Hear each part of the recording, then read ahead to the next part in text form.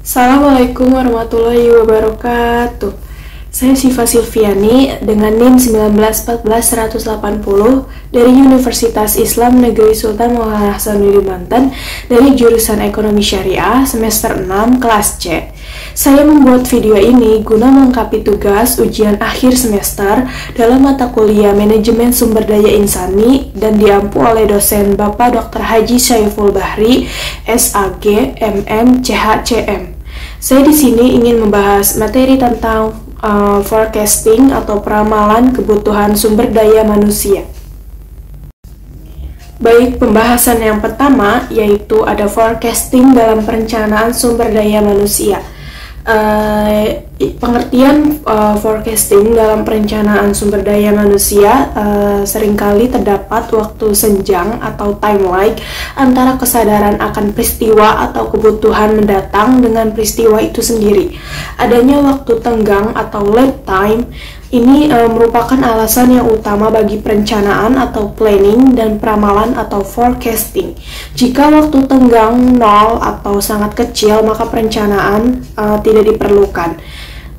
Tetapi sebaliknya, jika waktu tenggang itu panjang dan hasil akhir dari suatu peristiwa tergantung pada faktor-faktor yang dapat diketahui, maka perencanaan atau planning dapat memegang peranan yang sangat penting. Dalam situasi seperti ini, maka peramalan atau forecasting diperlukan untuk menetapkan kapan suatu kondisi atau kejadian yang akan terjadi sehingga tindakan yang tepat harus dilakukan. Dalam hal manajemen dan administrasi, perencanaan merupakan kebutuhan yang sangat penting karena waktu tenggang untuk mengambil keputusan dapat berkisar dalam beberapa tahun, beberapa hari, atau mungkin beberapa jam saja. Peramalan forecasting merupakan alat bantu yang sangat penting dalam perencanaan yang efektif dan efisien. Keberhasilan suatu perusahaan atau organisasi tergantung pada kedua jenis peristiwa tersebut. Peramalan atau forecasting mempunyai peranan langsung pada jenis peristiwa eksternal, sedangkan pengambilan keputusan berperan terhadap peristiwa internal organisasi atau perusahaan. Perencanaan merupakan mata rantai yang memandu kedua hal tersebut. Forecasting adalah teknik perencanaan SDM secara ilmiah, artinya bahwa perencanaan SDM dilakukan berdasarkan atas hasil analisis dan data, informasi dan peramalan forecasting dan perencanaan yang baik. Perencanaan SDM semacam ini resikonya relatif kecil karena segala sesuatunya telah diperhitungkan terlebih dahulu. Pada teknik ini, data dan informasi harus akurat dengan analisis yang baik dan benar. Selanjutnya yaitu ada faktor-faktor forecasting dalam perencanaan SDM. Ada 3 faktor yang mempengaruhi untuk dilakukannya forecasting SDM bagi perusahaan. Yang pertama yaitu faktor eksternal, dan yang kedua faktor internal, dan yang ketiga yaitu faktor ketenagakerjaan. Yang pertama yaitu faktor eksternal adalah persediaan karyawan berdasarkan analisa pasar, tenaga kerja, serta tren kondisi kependudukan, sehingga ada kerjasama antara penyedia tenaga kerja dengan perusahaan menjamin kuantitas dan kualitas karyawan. Yang kedua yaitu ada faktor internal, menghitung jumlah para karyawan serta mengevaluasi kemampuan mereka sebagai bentuk adanya kemungkinan untuk penugasan para karyawan untuk mengisi lowongan-lowongan pekerjaan yang akan datang. Dan yang ketiga, ada faktor ketenagakerjaan adalah untuk meningkatkan kecermatan dalam menyusun perencanaan tenaga kerja atau SDM yang kedepannya. Selanjutnya yaitu ada teknik-teknik forecasting dalam perencanaan SDM. Selain itu terdapat beberapa teknik-teknik forecasting dalam perencanaan SDM, yaitu yang pertama ada teknik DELPI, adalah perencanaan Departemen Personalia berfungsi sebagai penengah menyimpulkan berbagai pendapat, dan melaporkan kesimpulan-kesimpulan kembali ke para ahli. Kemudian para ahli melakukan survei lagi setelah mereka menerima umpan balik tersebut. Kegiatan ini diulang sampai para ahli mencapai konsensus. Dan yang kedua yaitu analisis tren. Ada dua metode forecasting yang paling sederhana, yaitu ekstrapolasi dan indeksi. Ekstrapolasi adalah berdasarkan pada tingkat perubahan di masa lalu untuk membuat proyeksi di akan datang. Dan yang indeksi adalah kebutuhan karyawan di waktu yang akan datang dengan menandai tingkat perkembangan karyawan secara indeks. Yang ketiga yaitu incrementalisme atau dekrementalisme, merupakan metode perkiraan yang memproyeksikan perubahan-perubahan garis lurus dalam kebutuhan pegawai berdasarkan fluktuasi anggaran. Dan yang keempat yaitu collective opinion. Teknik ini meliputi pengumpulan informasi dari berbagai sumber di dalam dan di luar organisasi, kemudian mencapai kesepakatan kelompok mengenai penafsiran data tersebut. Dan yang kelima yaitu ada categorical and cluster forecasting. Teknik kategori ini memperkirakan kebutuhan lebih lanjut untuk berbagai kelompok kedudukan, dan teknik cluster ini memperkirakan kelompok-kelompok bersama kedudukan tersebut dengan syarat dan tuntutan akan keterampilan umum. Dan yang keenam yaitu ada modeling. Metode ini menggunakan matematis dan komputer, di mana para manajer harus menggunakan teknik-teknik model untuk memperkirakan permintaan dan penawaran sumber daya manusia. Dan yang ketujuh yaitu ada pendapat lain.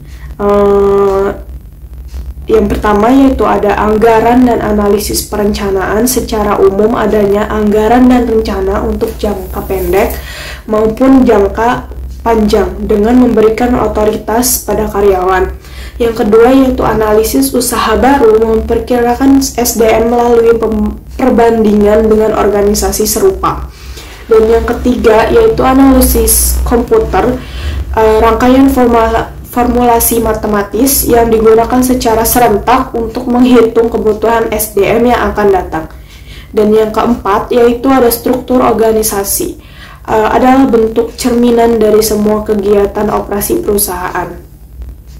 Dengan adanya ketujuh teknik atau metode forecasting SDM tersebut sebagai tambahan dalam proses perencanaan, maka pihak manajemen akan lebih mudah dalam menentukan perencanaan dari berbagai kegiatan yang menyangkut SDM, mulai dari proses perekrutan, penjadwalan, penentuan strategi, dan lain-lain.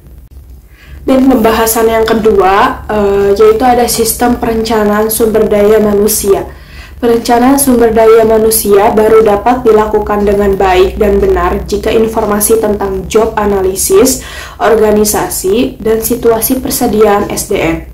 Sistem perencanaan SDM pada dasarnya meliputi perkiraan atau estimasi, permintaan atau kebutuhan, dan penawaran atau penyediaan SDM. Estimasi permintaan SDM dapat dibagi dengan dua cara, yaitu yang pertama estimasi supply internal, yang kedua estimasi supply eksternal. Estimasi supply internal, hal ini dilakukan untuk menghitung karyawan yang ada, tetapi juga mengaudit untuk mengevaluasi kemampuan mereka.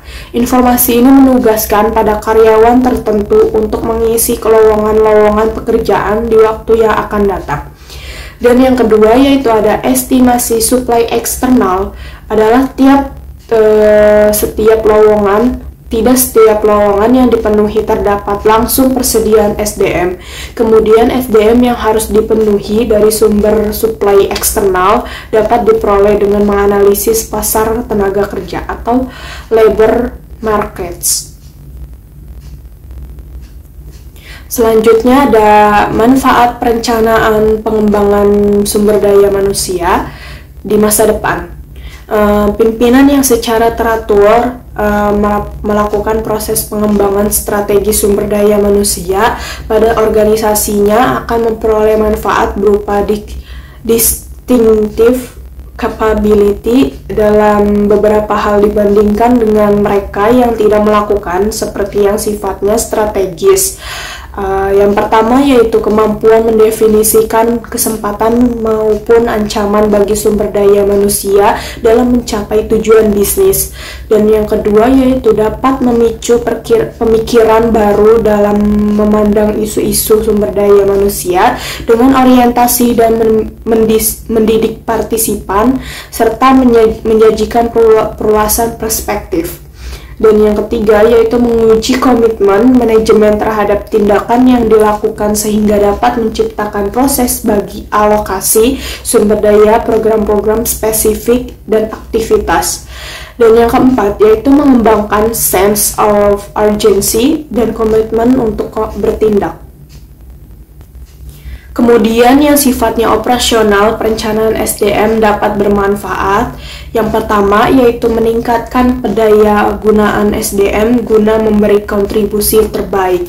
Dan yang kedua yaitu menyelaraskan aktivitas SDM dengan sasaran organisasi agar setiap pegawai atau tenaga kerja dapat mengoptimalkan potensi dan keterampilannya guna meningkatkan kinerja organisasi. Dan yang ketiga yaitu penghematan tenaga, biaya, waktu yang diperlukan sehingga dapat meningkatkan efisiensi guna kesejahteraan pegawai atau karyawan. Adapun pola yang dapat digunakan dalam penyusunan strategi sumber daya manusia organisasi di masa depan adalah yang pertama yaitu manajer lini menangani aktivitas sumber daya manusia atau strategik dan manajerial, sementara administrasi sumber daya manusia ditangani oleh pimpinan unit teknik operasional. Yang kedua yaitu manajer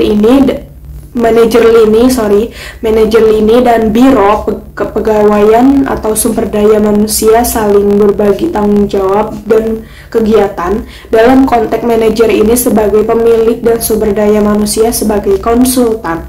Yang ketiga yaitu departemen sumber daya manusia berperan dalam melatih manajer dalam praktik-praktik sumber daya manusia dan meningkatkan kesadaran para manajer berhubung dengan HR concerns.